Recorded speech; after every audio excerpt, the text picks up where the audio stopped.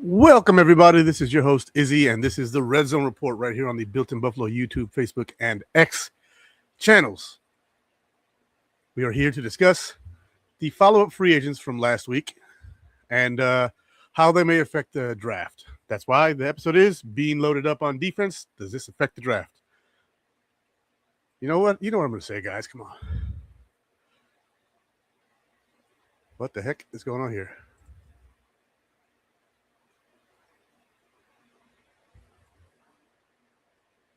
I'll be right back, guys.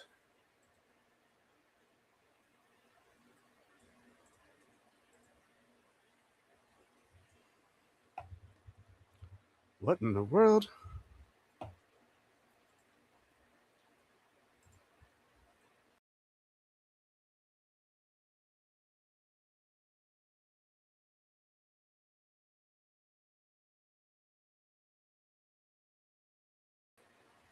There we go. There we go. Let's talk about it.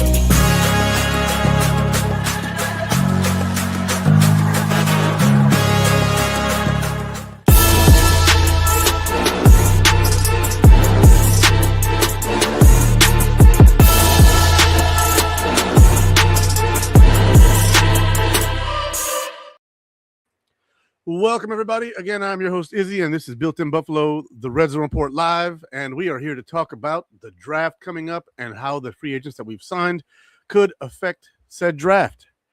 So I'm going to address the commenters first, and then we'll move forward. My man Kim Boomhauer comes in. Happy weekend, Izzy, about 5 minutes before the show started. Christopher Roseboro, 2821. My man Chris back in the building. Hey, how you doing, bro? Sandra L. King, as always, she's using my first comment, but someone beat you to it today. It is what it is. Christopher Roseboro, the players we signed should not affect the draft. We need players to come in and be ready in case someone suffers from injury. We'll get to that. We'll get to that. Sandra L. King, what's up, Mafia? Welcome to the YouTube side. Sandra, appreciate you for being on the YouTube side. We can use them views on that side. Let's see. So let's go ahead and get into the actual meat potatoes of this episode. The episode started a little late today because I had some stuff I was taking care of, dinner being one of them, and it is what it is. But here we are. First player that we're going to talk about is someone who's familiar to us. Very, very familiar to us. He's back after having a bounce-back year in his career with us last year, and that is punter Mitch Wisnowski. Now, how does he affect the draft? Well, I think it's safe to say we're not drafting a punter, right? This avoids the need in the 7th round to go after a punter, and allows us to maintain some continuity and a guy who we know can hold, right? So Tyler Bass, who changed his number, does not have an excuse of a bad holder. Mitch Wisnowski held very well last year. Matt Prater had a really good year with us, and Mitch Wisnowski, did his thing. So the Bills bring him back. And I'm happy that we did bring him back. I liked the way he, punted last year for us. Was he as good as some of our previous punters? No, but he's definitely better than Matt Hawk. I don't know, you guys remember him. He was terrible, but he was a damn good holder. But he was not a very good punter. Shanked a lot of punts. Now, off the punter, because punters are people too, but we're not here to talk about punters. We're here to talk about actual players. And the next one is not exactly a big-time player either, but, again, familiar with the team. He's very good friends with our starting quarterback, Josh Allen. He has the same namesake.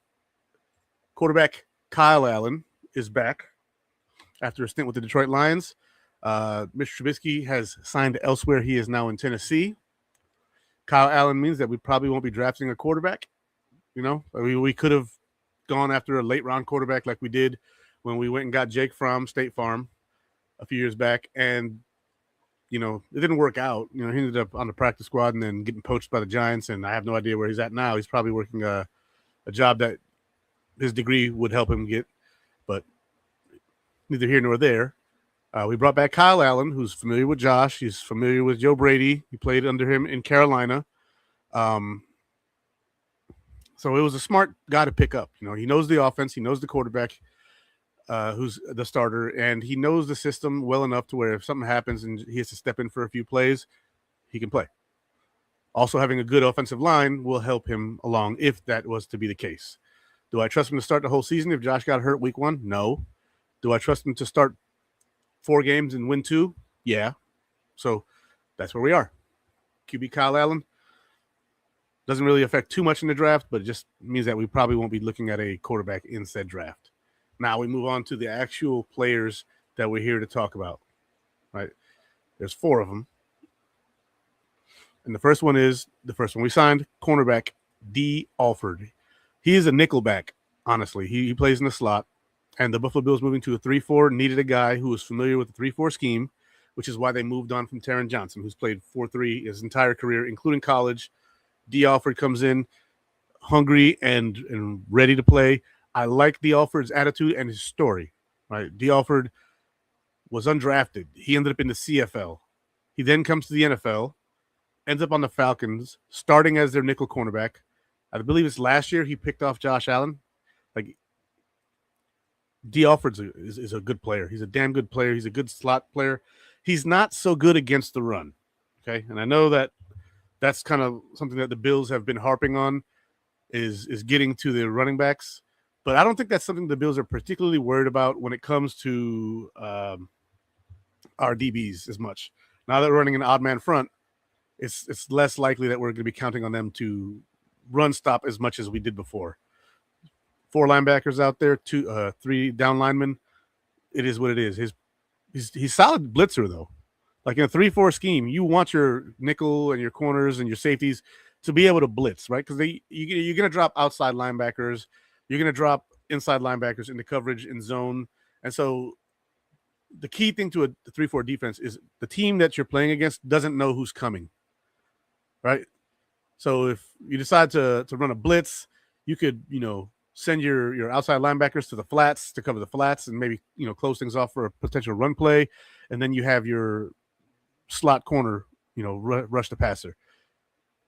Pretty good at that last year. Coverage grade was pretty decent too, but yeah, he allowed a passer rating of 77.1 when he was on the field. So 77.1, solid rating for a cornerback to allow. He had 3 interceptions. I think I might have talked about him last week, honestly, but I don't remember. But D. Alford, heck of a pickup. I think that it means that we will not be looking for nickels in the draft. He signed a 3-year deal. I think he sees at least 2 of it.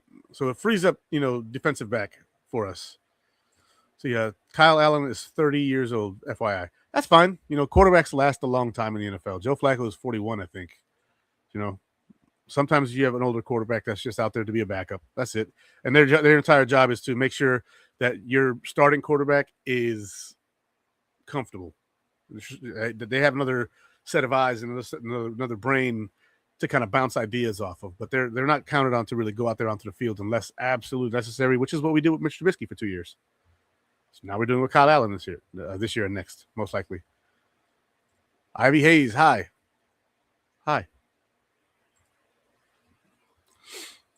So D. Alford, I believe, means that we're not looking for nickel cornerbacks. Now, it does not mean that we can't look for like a slot safety or a nickel safety, but I think that gets pushed down the line a little bit now with the other picks that we picked up. But I think that this looks like we don't have to focus on a corner.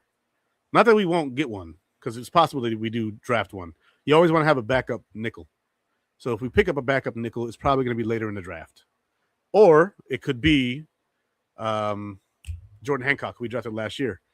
I'm not sure if he pans out as well as a safety as the Buffalo Bills may want, but I think that he is more suited for the nickel. He looked better and more comfortable in the nickel during training camp and in the season than he did when he was, playing deep safety.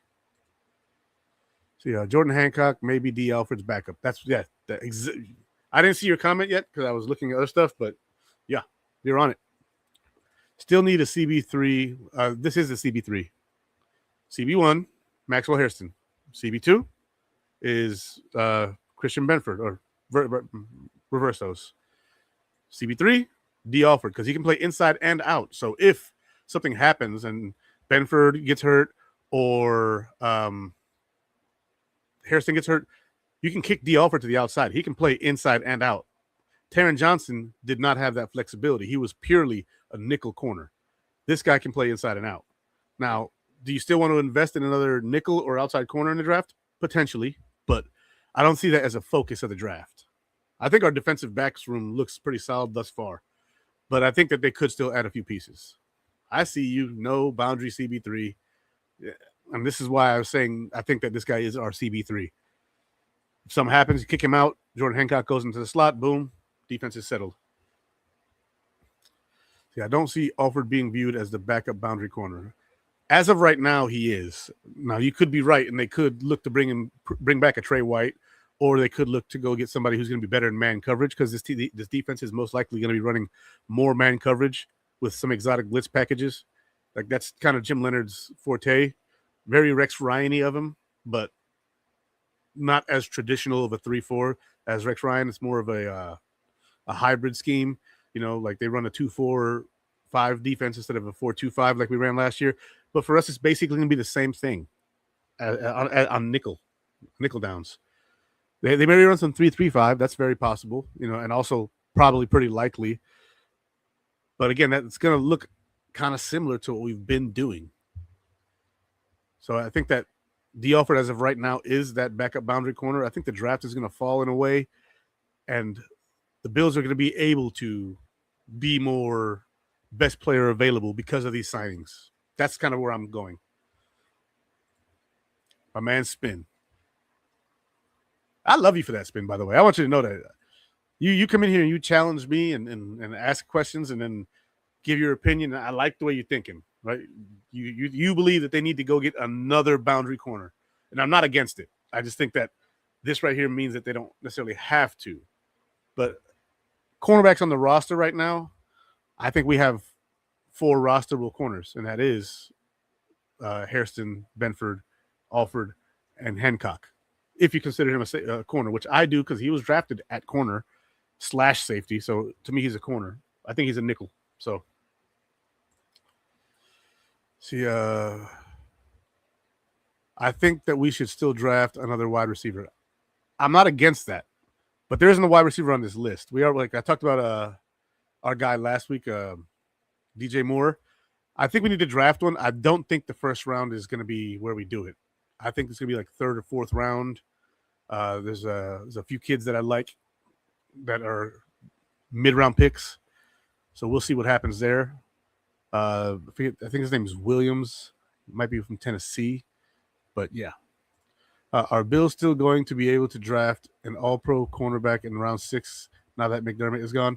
Well, McDermott wasn't running the draft, but yeah, I guess he might be able to, but it's pretty crazy that they did that. Like, they drafted a corner round 1 in Kyer Elam, and then they went around and said, you know what, he's not really a fit in our team, so we'll just, pick somebody up later in the draft, and that dude just took the job immediately. It was like, well, we shouldn't have drafted Kyer Elam. We should have just went and grabbed the receiver or something.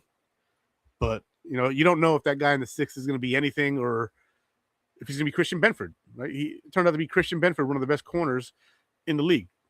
Now, is he a top 5, top 10 corner? No. I'd say he's top 15. He might be top 10 when he's healthy. We also have cornerbacks on the practice squad. We do, but I think me and Spin are talking about rosterable corners, right? Meaning not practice squad guys. Now, could somebody go out there in training camp as a non-rosterable cornerback as of right now and then turn themselves into one? Very possible, but we'll see. See, Diggs come back? No.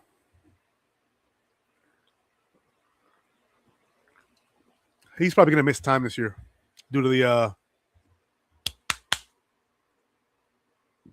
make my dinner. He's probably going to do time for that. It's yeah. I wouldn't bring him back anyway, just because of a lot of the character stuff that he's shown to develop negatively later on, right? Like he had some things where there were quirks about him that we were like, but we can deal with it. Like the stuff that's going on now, like the Tyreek Hill level of baby mamas that he's starting to try and produce, he's trying to catch up to him, and then the whole beating up his freaking cook, and I don't know how he puts Bible verses under his eyes while doing stuff like that. That's crazy to me, but neither here nor there. Sandra says, nah. I think that CB3 is important because Benford has injury concerns and Harrison injured before the season and during the season. That's true. They both did get hurt during the season, and Benford tends to miss a game or two per season. So I don't think you're wrong, but I'm not sure if you're right either. So I'm not opposed to your opinion here. Diggs is a diva. Diggs is a criminal. What talk about diva for? Anyway, but D offered. The next guy we picked up, the Miami Dolphins cut him. Right, they saved a bunch of cap space, cutting him. He had the best year he's probably had in the last 4 years. Right, he got to Miami. He had a solid season, and then he tore his ACL, and then he dealt with injuries again the next year, and then this year he's finally fully healthy, and he produced. And it's outside linebacker in our scheme, Bradley Chubb. In Miami, he was a defensive end with his hand in the dirt. For us, he will be a stand-up linebacker on the outside as an edge rusher, just like he was when he was with the Denver Broncos. And, I did not expect this pickup. I did not expect us to pick up Bradley Chubb. But with how he played last year, after looking back at his statistics, he's 29 years old, right? He's 6'4", 275. He's a bendy player. He's powerful. He's got a good, powerful rush move. He's good against the run. If we'd have gone and got Trey Hendrickson, he's dog poop against the run. He's not good against the run at all. You get nothing from Trey Hendrickson in the run-stopping business. Now, with Bradley Chubb, you get plenty more. And you look at what he did last year on a bad defense. He had 8 sacks, 27 solo tackles, 12 assisted tackles, and a forced fumble on a bad team. I mean, they beat us once, but not the point. It's a terrible team. He had 22 stops last year. 22 stops, 31 hurries. So he was getting around. He just didn't have anybody on that defense to really compliment him in any way, shape, or form. I think that Bradley Chubb could have a potential resurgence here, but I don't want to put all my eggs in that basket. So I really hope that the Buffalo Bills do go out of their way and draft another edge rusher. I would draft one rounds 1 through 3. Before free agency, my first 3 rounds was wide receiver, okay, defensive tackle, edge rusher, and linebacker in the fourth. Or in the first 4 rounds, excuse me. I said first 3, but I really had 4. Yes, we are live, Patrick. We are live. Welcome to the channel. Bradley Chubb's goal is to have a career year in sacks. I hope so, because he had 12 sacks was his max, and he wants to get more than that. Hey, go get it, Bradley. Go make it happen. Make it happen, baby. Now, I think he can do it, but I still think the Buffalo Bills need to go out there. First 4 rounds need to be nose tackle, linebacker, edge rusher, and either safety or outside corner. Right? First 4 picks. Now, we don't have a second round pick. So it'll be first round, third round, fourth round, fifth round, where we have 2 picks in the 5th. So maybe the first 5 picks. Beane is pretty good at picking up guys in those middle rounds 4, 5, 6. Rounds 3, even he's pretty good at getting guys there. Round 2, he's pretty solid. Cole Bishop, James Cook in the second round. Like, the guy's pretty good at drafting in those middle rounds. The first rounds where he's been struggling. So I think that he might trade back. There's a couple of guys in the draft that I really like at nose tackle. I like Caden McDonald. I like Corleone. There's a bunch of guys who I do like, but I think the edge rusher is a guy you look at round 3. There's plenty of them in the draft. If they go round one edge rusher, then I really want a nose tackle in the second round. I know that a lot of guys are saying wide receiver early still, like in the round 1. I don't think that's realistic. I don't think that's what's going to happen because they traded for DJ Moore. They'd be spending their first and their second round picks on wide receivers, and that just doesn't seem feasible to me when it comes to a roster building perspective. And with next year's draft, it's going to be another really strong draft, and there's going to be a lot of quarterbacks in that draft that may push some of that receiver talent up towards the Bills if we're drafting late. If we're drafting early, then who cares? We just move up. But if we're drafting late, if the season goes the way we hope it goes, then maybe they trade back again, get out of that first round and stockpile more picks. Or maybe they move up to go get somebody.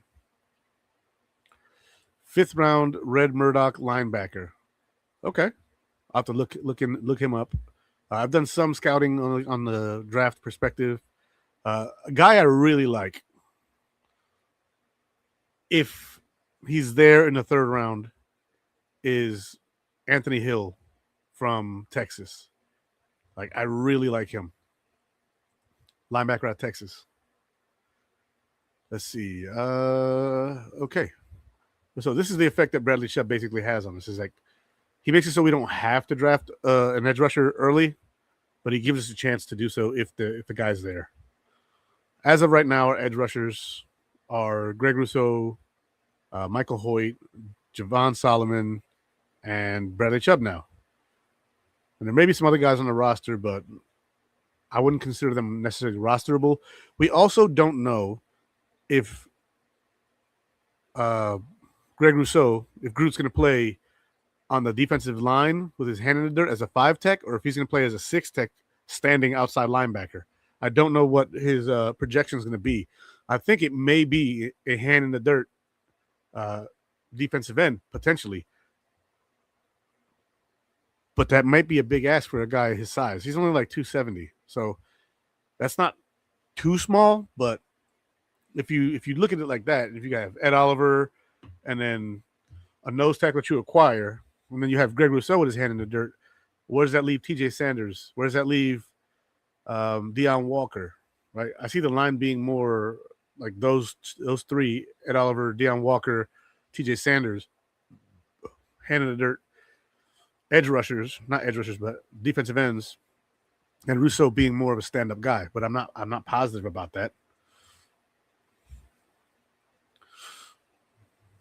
All right. Should they bring back Milano, Epinesa, or both? Milano will fit in this scheme. Not sure about Epinesa. So that's another thing I was saying as well.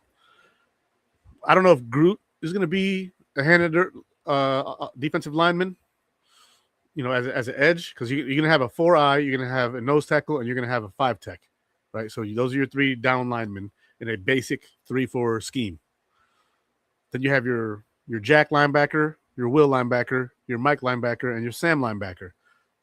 For those of you guys who don't know, your Jack linebacker is an edge rusher on the weak side usually. Then you have your Will, who will be your weak side inside linebacker. You have your Mike, which is your middle linebacker, or your green dot inside linebacker. And then you have your Sam, which is your strong side, which is usually the side the tight end lines up on. So if you're looking from the quarterback's perspective, the strong side will be to the right and the weak side will be to the left. And if you're looking from the defensive perspective, the strong side will be to the left and the weak side will be to the right. Now, why they call the Jack linebacker, I'm not sure. If it's something like where he's the one that's more likely to drop into coverage, or if there's some other reason, but it is what it is. So, hello, everyone. All I know is Enzo report. Red Zone report. What do you think of bringing in Reader as a fan or free agent nose tackle? Ready, made plug and play option. I like DJ Reader. I would bring him in too because he'd be inexpensive, and then you can draft one too. So you want to have at least 2 nose tackles on the team, and you want to have at least 4 hand in the dirt defensive ends. I don't think I answered your question. Okay, so Milano, I think, could fit in this scheme. They could bring him back on a cheap, 2-year deal to remain in Buffalo, and he can be your will linebacker who does a lot of the blitzing because he's really good at that. He's really good at that. You wouldn't bring him in to be the Mike, but we also have Dorian Williams, who's also really good at that. But Milano's also much better in coverage than Dorian Williams. Much better in coverage. He's much better in coverage than Terrell Bernard. So you can have Terrell Bernard in there as your Mike, who will blitz and, stay in the box. And then you have Matt Milano, who can roam more. That's very possible. They could also look at Shaq Thompson, depending on how much he wants. He apparently said he wanted to make a bag, but I don't see that happening. Not here. But I can see Milano coming back. I really do like Milano. And Epinesa. AJ Epinesa is another guy they could bring back too, but I don't know if there's room on him in the room. Because again, I see them having 4 guys, hand in the dirt, defensive ends. TJ Sanders, Deion Walker, Ed Oliver, and then possibly Rousseau. And so if you brought back Epinesa, where would he play?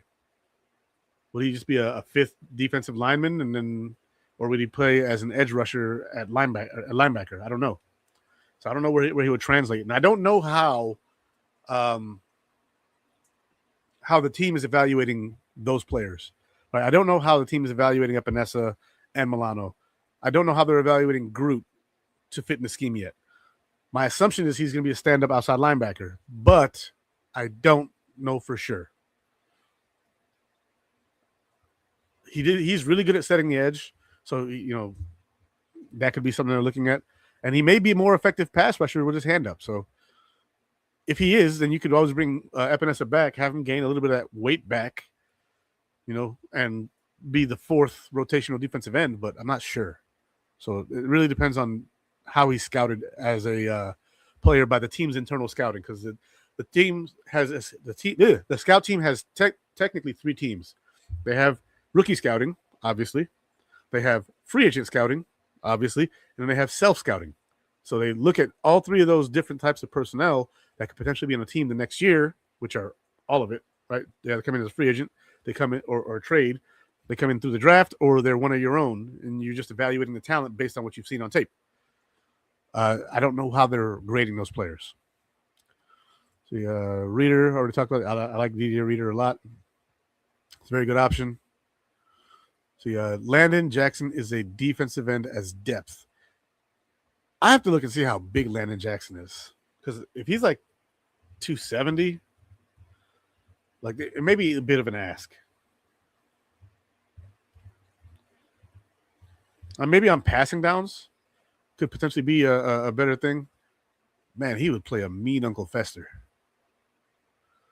264, right? So he's like the same size as Greg Rousseau.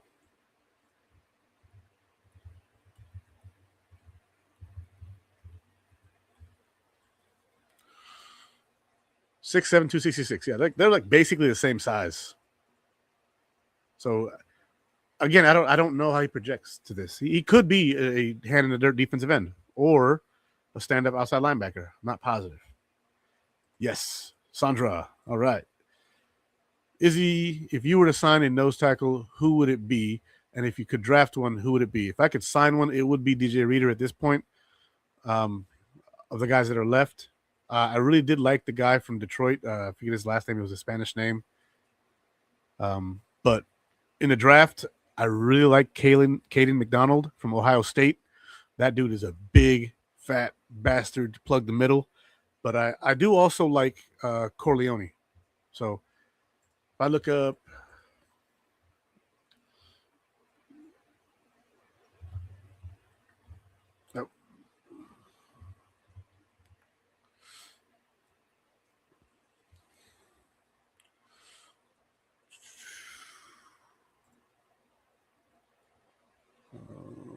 tackles only.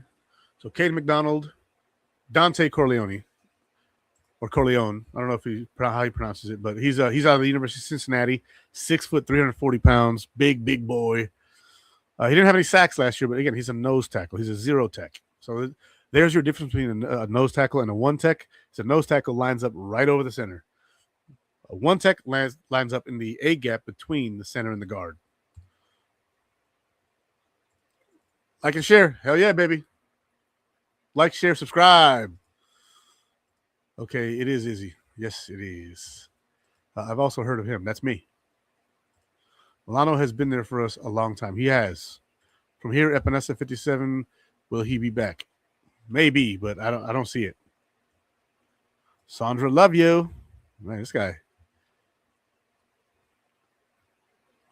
active in the chat. Let's go. See, they are talking to the defensive coaches at the combine, and they said they're looking for one of those two big fat bastards, 270 plus. 270 plus is not a big guy, like for a nose tackle. Nose tackle is like 325 plus. Like you're talking about big boys. Not like 270, you can play on the edge. Like Greg Rousseau's been a 5-tech defensive end, hand in the dirt last 5 years. I'm talking about like a big boy, big. See, I wanted Sebastian Joseph Day. I did too, and then he got signed, so he's not in the conversation anymore. But I wish he would have been on the Bills' radar. He's played for us before under McDermott. He played one tech for us when I believe it was Daquan Jones was injured. We brought Sebastian Joseph Day in. He played pretty well for us. He played over Puna Ford. So that's exactly what we've been needing is a zero tech. Exactly. A big boy. Think Sam Adams. Think Pat Williams. Think Ted Washington. Think those big MFers. Milano hurt too much. So Milano has been hurt a lot the last 4 years. But last year, he was perfectly healthy. And so that is the path that he can take. And if he's cheap, go get him. Which he's 30 and he's not signed yet, which tells me that the market for him isn't super crazy. So he's somebody who I would potentially look at bringing back. So yeah, I don't think we ever had Day on our roster. I'm pretty sure we did.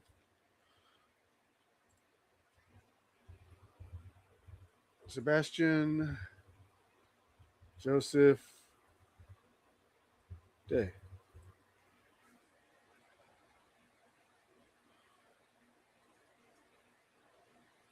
Let's see.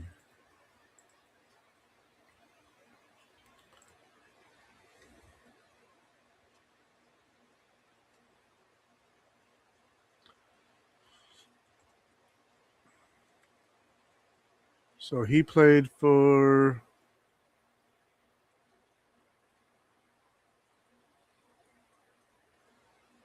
(2023).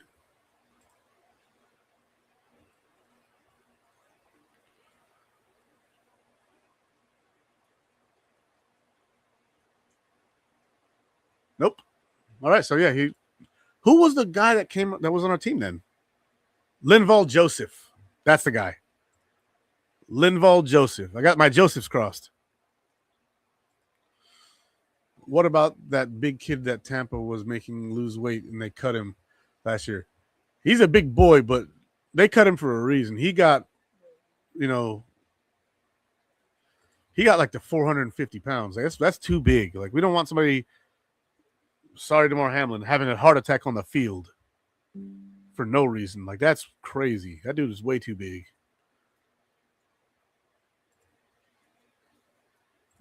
My Pat, no comment. Come on, Pat, you got to put some in there. See, Judon got released, or is he still here? I think that Judon's contract is expired, so there's not really a release there. I can look it up, though. Matthew Judon.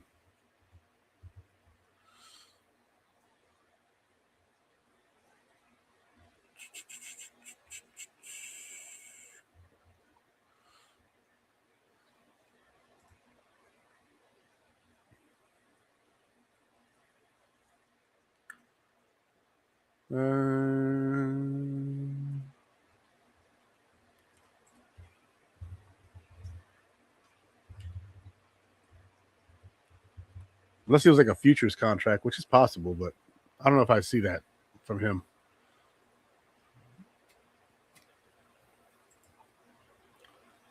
Let's see, position. DB, defensive end Landon Jackson.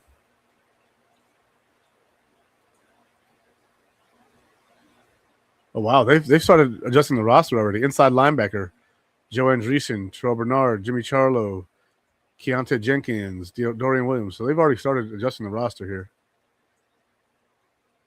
And they have Landon Jackson as a hand-in-the-dirt defensive end as of now, penciled in.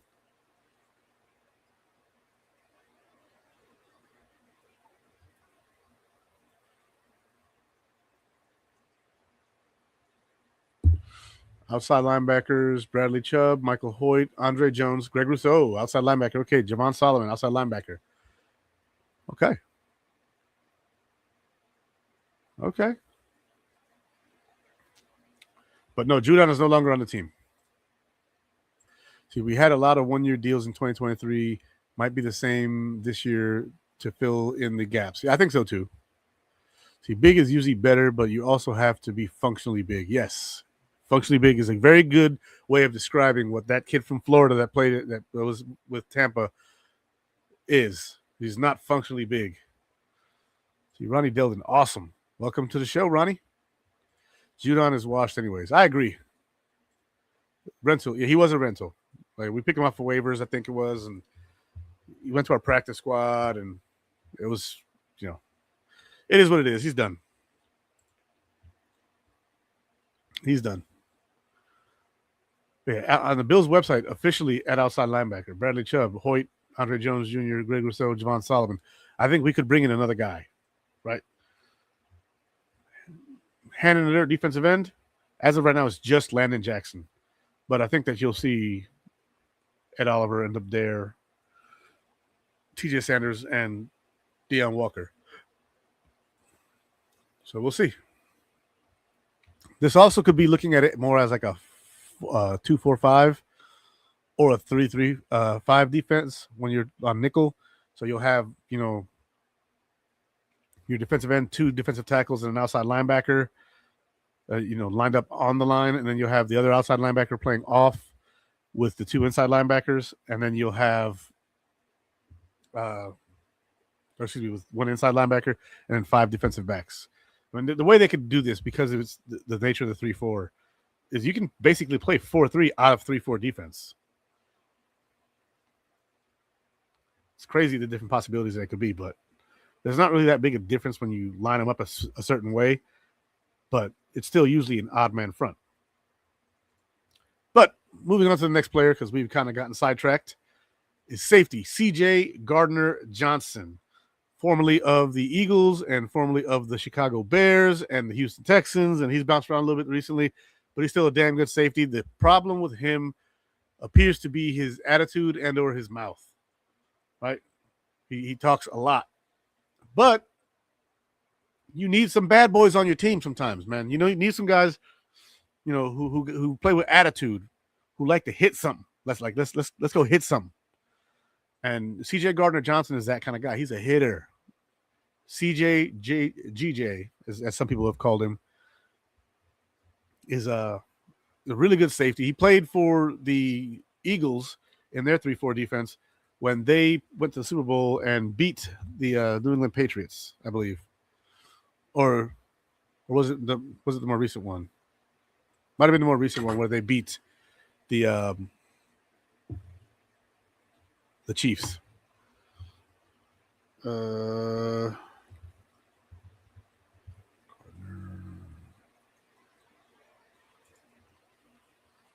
his name is Chauncey. So C.J. Gardner-Johnson, 6', 208, 28 years old. Really good in run defense. So he's probably going to be more of a box safety, allowing Cole Bishop to kind of move around. He allowed a passer rating of 97.4 whenever he was targeted.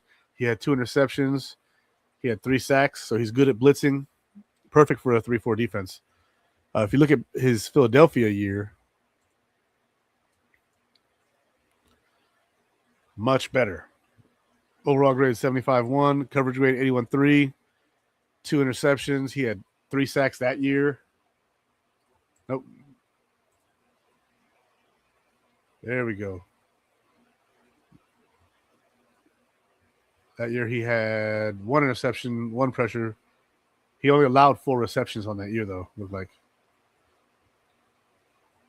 that might not have been the year. Jeez. 2019.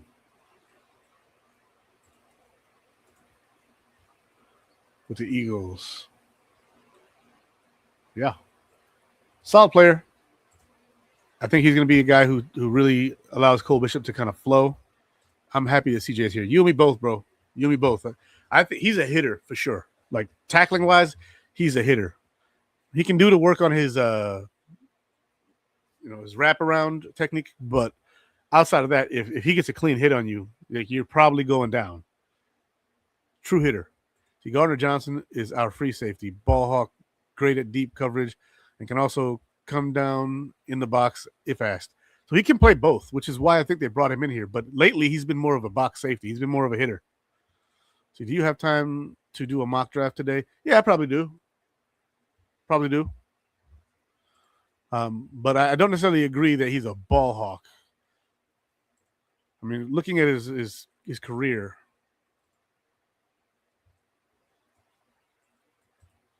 I think he's only got like 8 interceptions or something like that. CJ Gardner Johnson stats. So 1, 2, 3, 4, 5, 6, 7, 8, 9 years in his career. Interceptions 1, 2, 3, 4, 5, 6, 7, 8, 9, 10, 11, 12. I might be wrong here. 18, 22. So he's got 22 total interceptions in his career. I was way off. Wow. I feel dumb now. So he might be a ball hawk. He might be a ball hawk. Spin just made me like him even more now that I actually went and looked at all his statistics. So, yes, he is a ball hawk. He is very aggressive. He is very aggressive, but just because you're aggressive doesn't make you a ball hawk. Let's be clear there. But now that I've seen the numbers, yeah, you might be onto something there. See, I like the way the Bills pivoted and went after Chubbs when they couldn't get the other two. I don't know if it's that they couldn't get the other two or if they weren't willing to pay what the other two were asking. Like giving up 2 first-round picks for Max Crosby when next year's draft is going to be crazy loaded. I don't know if you make that move. Also, Trey Hendrickson for pass rush, yeah, but 0 run defense when this team's biggest bugaboo has been run defense. Like, yeah, we haven't been able to get to the passer. But we sure as hell haven't been able to stop the run either. And that's how teams have eaten us alive. It's by running the ball. You stop the run, you make them one-dimensional, all of a sudden you start to find a pass rush. He will make plays on ball, but also may give up one. It's a give and take. Yeah, of course it is. Like he's human, man. He's a damn good player, though. I do like him. And so far, I think Brandon's doing a good job actually this offseason for once. I think he's done good in other off seasons. I just don't think that the scheme that he was looking for players for was exactly one that really emphasized defensive line play. Let's be real here. The Bills' defensive line has not been one that produces a lot of sacks. The Bills' defensive line has not been one that stops the run, period. So the defensive line has been Sean McDermott's biggest bugaboo. Sean McDermott's not here no more, right? And I didn't agree with the firing of Sean McDermott, but I do agree with what they've done thus far since. Now, again, not agreeing with the firing, I do agree with the direction they've taken the team by going and get Jim Leonard, who runs the 3-4 that in Denver was a smashing defense against the run. Like they were excellent against that shit. So I'm with you. See, and isn't he a Super Bowl champ? He is a Super Bowl champ. He won a Super Bowl with the Eagles. See, how many interceptions did CJ have last year? Last year he had, says here, 0.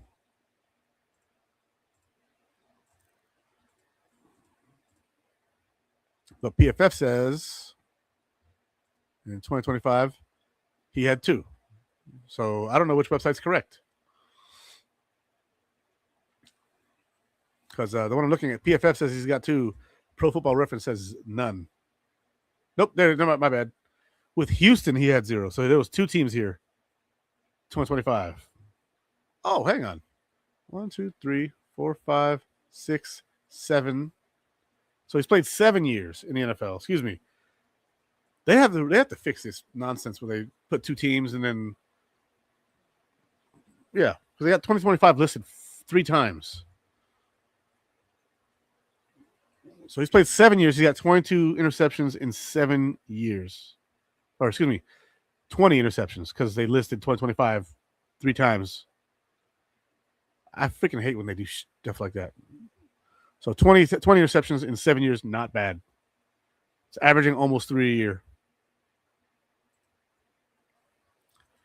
See, I think only a couple, but he was on 3 different teams.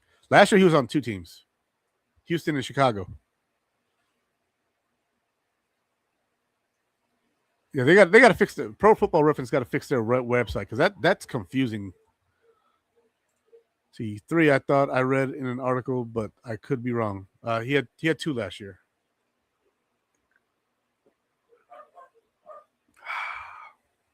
All right. So now we're going to talk about the last guy. And he has not officially been signed, but he has agreed to terms. Depth at safety. He started last year and the past few years for the Cincinnati Bengals. Bengals fans don't like him.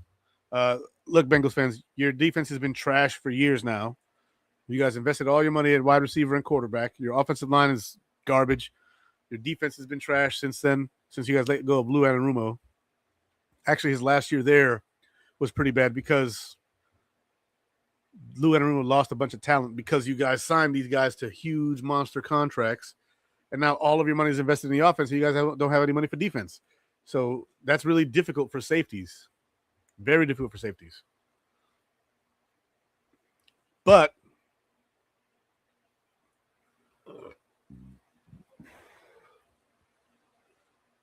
excuse me.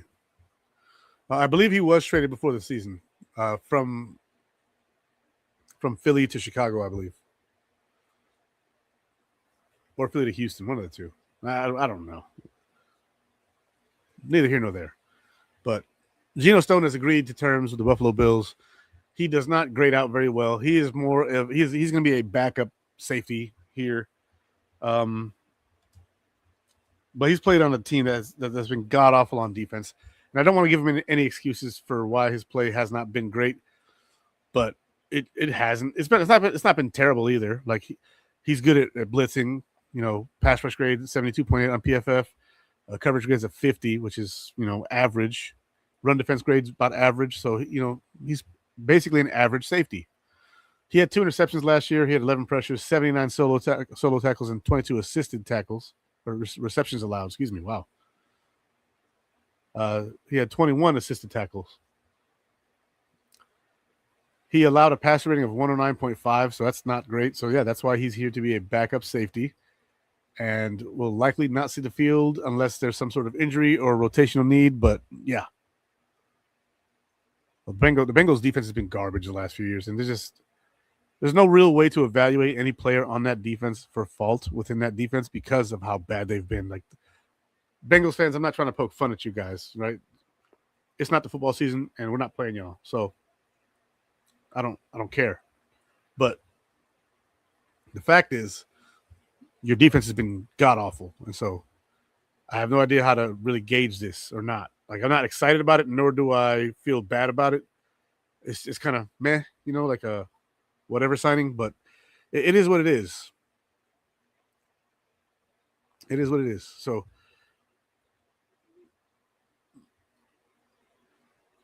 I like the pickup as a backup. I'll say that. As a backup safety, I like him better than DeMar Hamlin, but that's not saying a whole lot.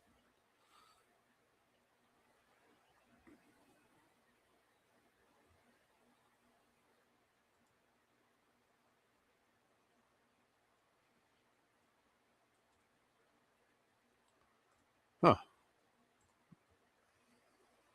Geno will play special teams. Very likely. Very likely. Him and Sam Franklin, who is a safety but probably will not see the field. So there is that. What's the biggest need Buffalo has to get in the draft? Nose tackle. Unless we pick up DJ Reader, it's nose tackle.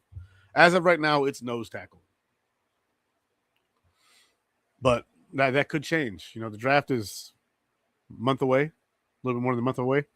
And so with the draft being as far away as it is, there's plenty of time for the Buffalo Bills to make another signing.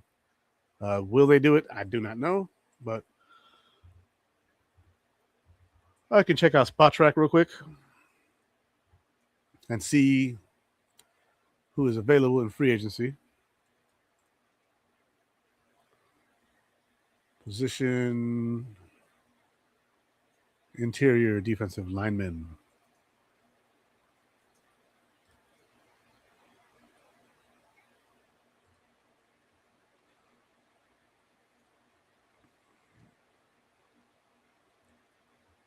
We want available. So DJ Reader is available. Daquan Jones is available. He'd fit in the spot, but I doubt he comes back after that whole Twitter fiasco that he had. Let's see. You got Shelby Harris out there. Raheem Nunez Roches. I don't know much about him. He's 32. He played at Southern Miss. Let's see. He's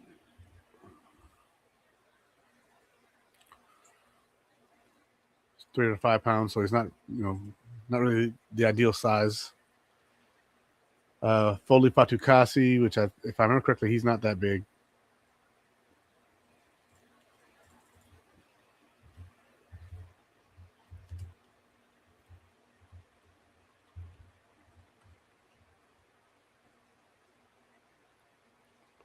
Folorunso Fatukasi, 295. Yeah, so a lot of these guys just wouldn't qualify for that.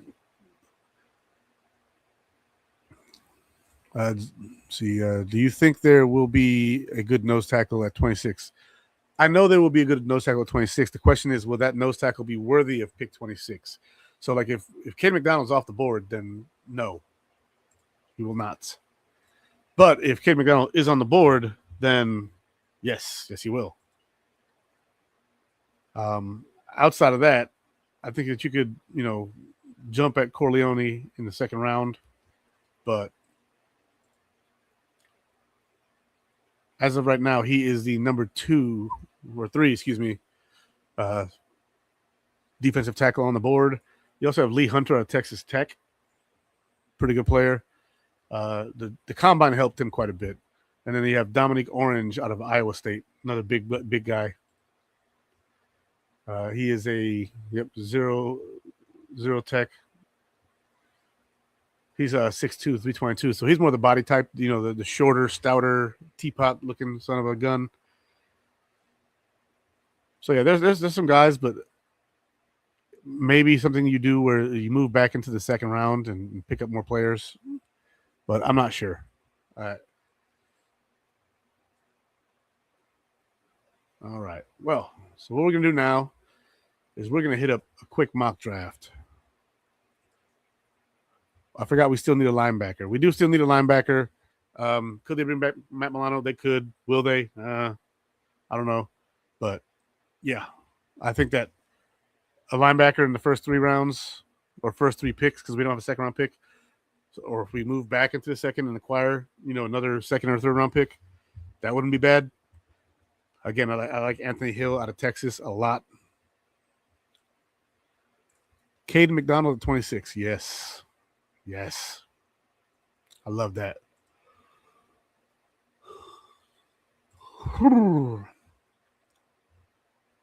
All right. Mock draft simulator. Let's go ahead and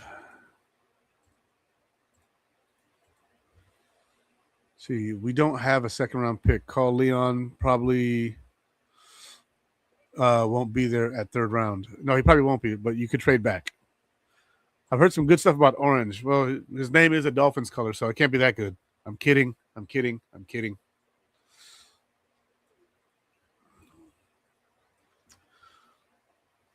All right.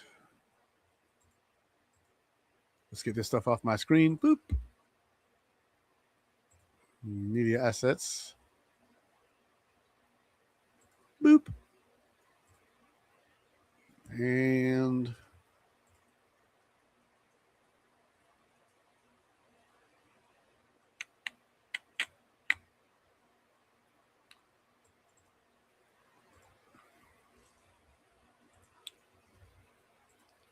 bam. All right, so here we are. We have our mock draft simulator up.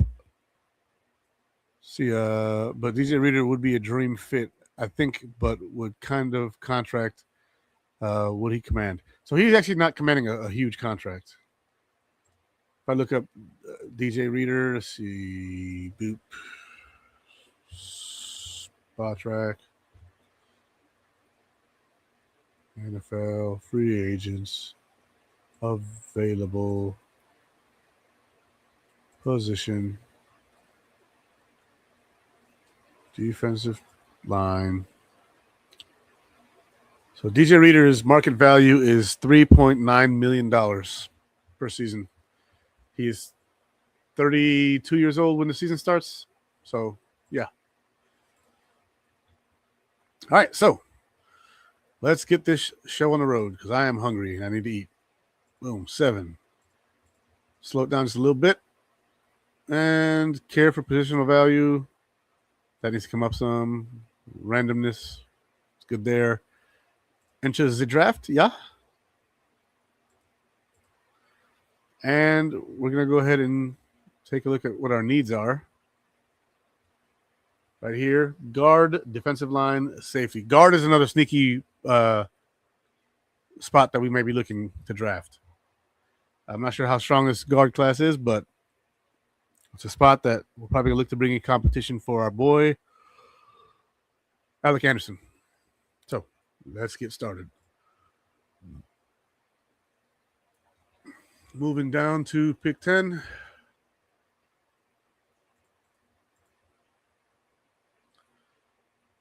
Mendoza off the board at 1. No kidding. Honey Styles off the board at 2. Arvell Reese at 3. David Bailey at 4. Mansour Delane at 5 to the Giants. Francis Marinoa at 6 to the Browns. Ruben Bain Jr., 7th to the Commanders. Carnell Tate, wide receiver at Ohio State, 8th to the Saints. Caleb Downs, safety to Kansas City. And the Bengals draft Jeremiah Love, running back out of Notre Dame. They get a little bit of help for Joe Burrow there. Awesome story. Still need offensive line. Moving on, Dolphins, Cowboys.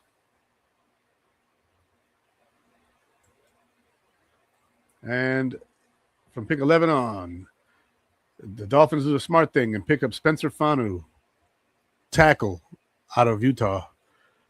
Cowboys take Dylan Thieneman, safety out of Oregon. Mekhi Lemon goes to the Ravens. Jermad McCoy goes to the Buccaneers. Kenyon Sadiq, tight end, goes to the Jets. They could use a good tight end to pair with whoever they have playing at quarterback, Geno Smith. Caleb Banks, defensive lineman from Florida, goes to the Lions. They did just lose somebody, so it is what it is. Olavi Vega, Ione goes to the Vikings out of Penn State. Linebacker CJ Allen goes to the Panthers. They've been looking for a really good inside linebacker ever since they lost Kuechly. They did have Shaq Thompson, but he's not on that level. He's a damn good linebacker, but not Kuechly level. Then you have Emmanuel McNeil Warren going to the Dallas Cowboys, safety. So they went safety and safety. So they got a whole new defensive backfield, all done in round 1. Now, I would say it's not realistic, but then again, the Falcons did take 2 edge rushers in the first round before. So who am I to say what is realistic and what is not? Akeem Mesidor, edge rusher out of University of Miami, goes to the Steelers. The Chargers take Avion Terrell to pair up with who is their big corner that they have on that team? I forget. They have an awesome corner. Let's see. Keldrick Falk, edge rusher, from Auburn goes to the Eagles. They just keep taking edge rushers. I'm pretty sure that their boy Brandon finally officially retired. Blake Miller, tackle, Clemson, goes to the Browns. And Jordan Tyson, wide receiver, Arizona State, is pulled out from under our nose by the Chicago Bears. The Buffalo Bills on the board have Cassius Howell, edge rusher from Texas A&M. Wide receiver, Amari Cooper Jr. or Amar Cooper Jr. I said Amari. Wow. Amar Cooper Jr. out of Indiana. Caden McDonald, defensive lineman out of Ohio State. T.J. Parker, edge rusher from Clemson. Peter Woods. We have 0 trade offers, so we're picking here, guys. Denzel Boston, wide receiver. Wide receiver, not as big a glaring need right now. Right now, the glaring need would be D-line and safety. And D-line looks like it's going to be it. So we're taking Caden McDonald here. Caden McDonald out of The Ohio State University. Boop.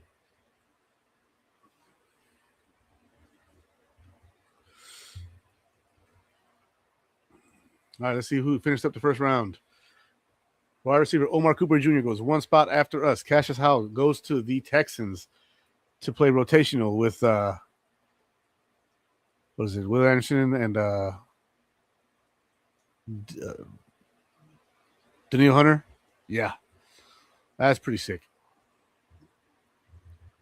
Then Casey Concepcion goes to the Chiefs.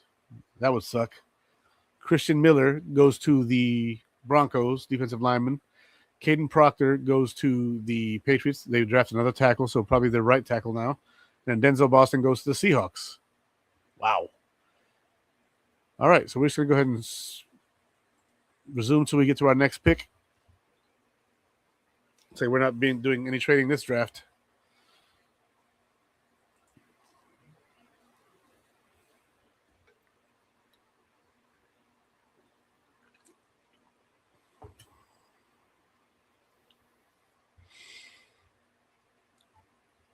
Next pick's at 91.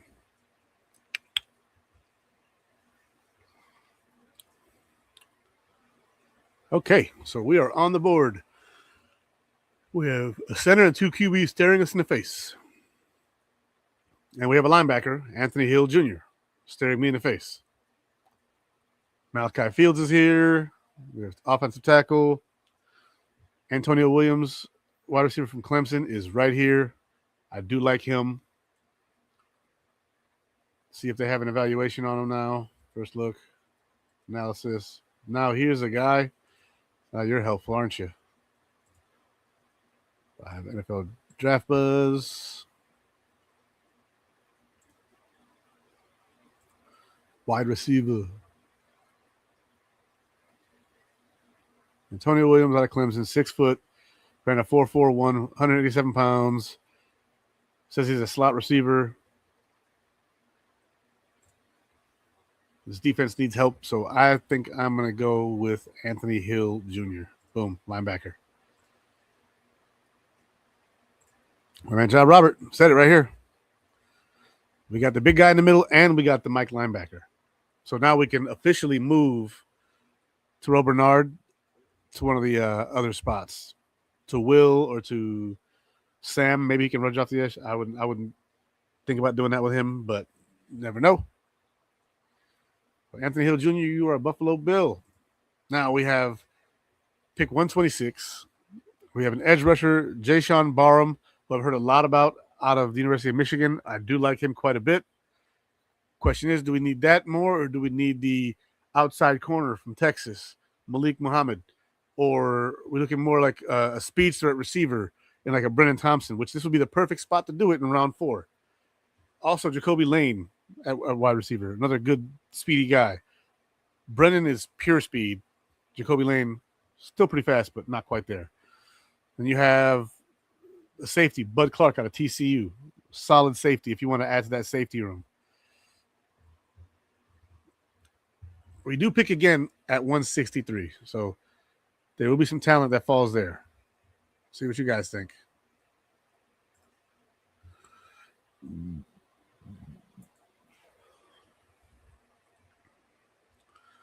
All right. So I think we're going to go and we're going to add the outside corner that my man Spin has been saying we need in Malik Muhammad. Let me just verify that he is an outside corner while you guys are free to deliberate and post in the chat while I wait and find out what's going on here with this guy. Malik.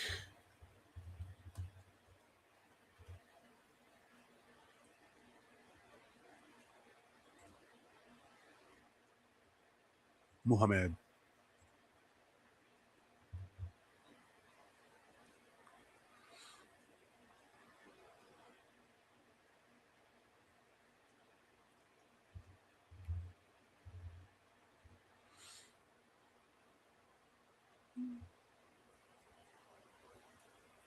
It's Muhammad or Muhammad? Muhammad.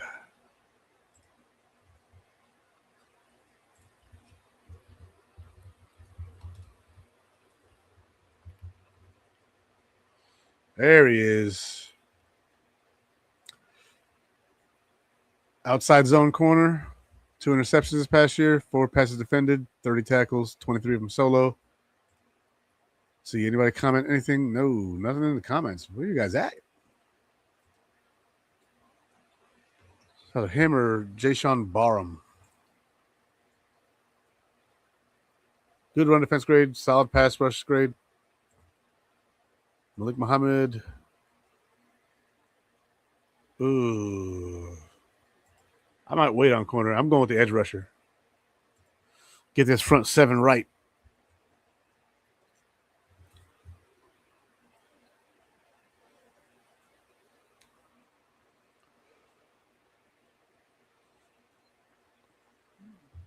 $163, $166. Those are our next 2 picks. So really close together.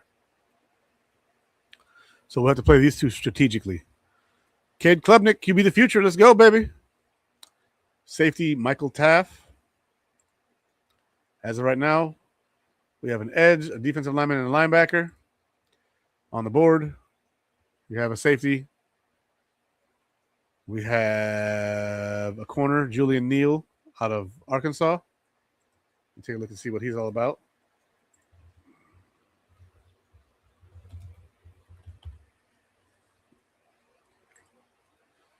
He is an outside man press corner. I like this a lot better already than Malik Muhammad.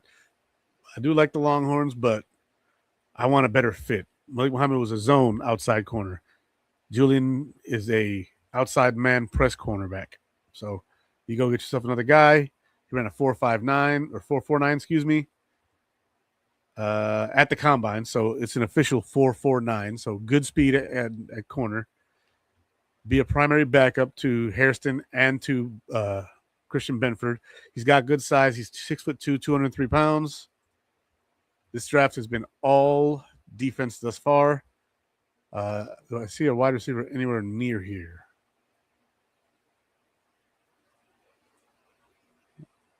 Eric Rivers is the closest one. So defense continues to shine. Julian Neal. Welcome to the Buffalo Bills. And now, again, we have a safety here that we can take. Really good safety out of Texas. I do like him. We then have a wide receiver here, Eric Rivers, out of Georgia Tech. Grades out pretty solid. Receiving yards or receiving grade 72.8.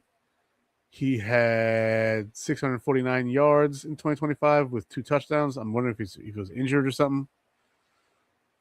First look, 5'11", 180.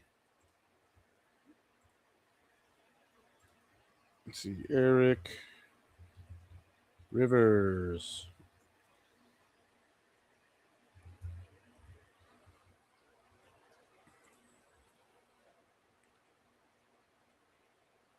$46 receptions, 658 yards. He's an outside X receiver at his size, and he ran a 4.35. Wow. So this might be our first receiver, guys. This might be our wideout, which is, pretty insane. Speedster. We didn't go with Brennan because we know what he's about. He's purely speed. This guy here,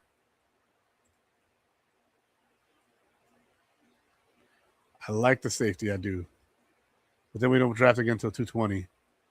And I think at safety we're pretty much set with our top 3 guys. So I'm taking a shot.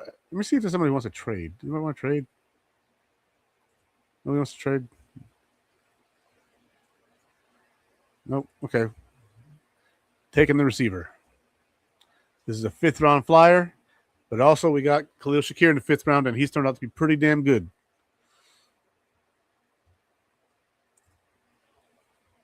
Let's go, Buffalo. So now in previous drafts, I was taking kicker and punter with my last 2 picks. I believe Tyler Bass is going to be coming back this year, so there's going to be no question who the kicker is. They could bring one in to put on the practice squad if they want. We will see. But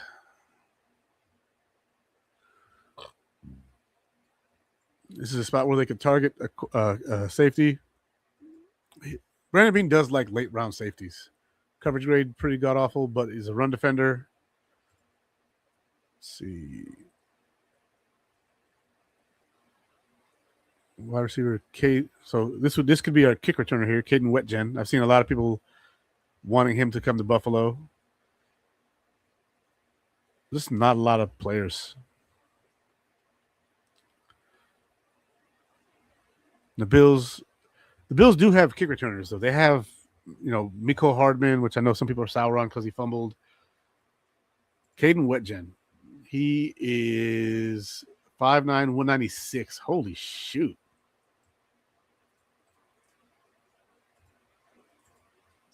That's a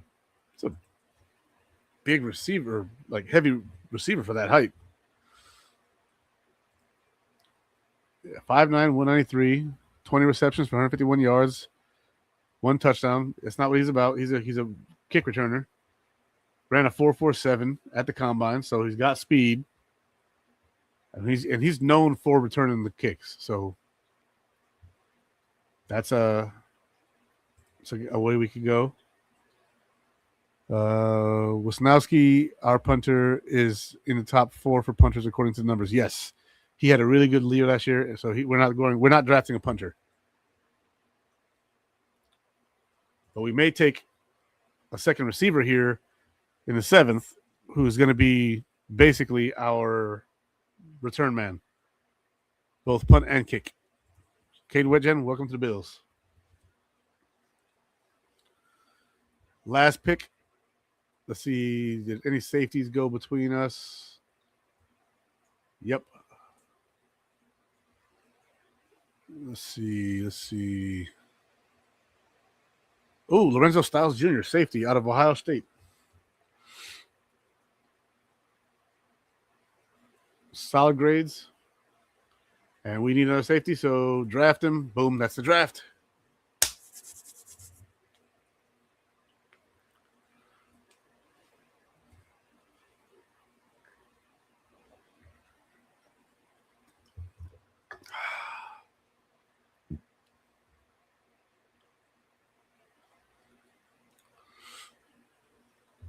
Let's see what our draft went. I drafted Caden McDonald round 1, and Cassius Howell was ranked higher. Don't care. Caden McDonald, A- grade. Anthony Hill Jr. got a C+. The hell out of here. Jayshon Barham was an A. Julian McNeil was a C. Eric Rivers was a C. Caden Wetjet was a C. Lorenzo Styles Jr. was a B+. Overall, B draft. Not bad. Not bad. I actually wouldn't mind that draft at all. But guys, you tell me what you think in the comments. That is my show. I hope you guys had a good time. I know I did. And yeah, I'm going to go ahead and eat dinner now. You guys have a great rest of your night. Enjoy the rest of your Sunday. Do good, be good. God bless, and go Bills. And I'm gone.